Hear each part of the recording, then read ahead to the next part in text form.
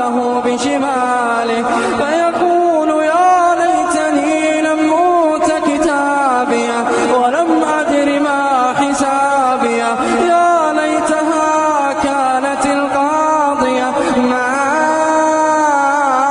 أغنى عني ماليه هلك عني سلطانيه هلك عني سلطانيه خذوه فغلوه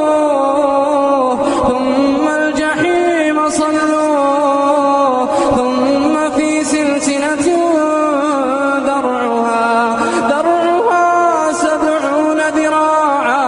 درعها 70 ذراعا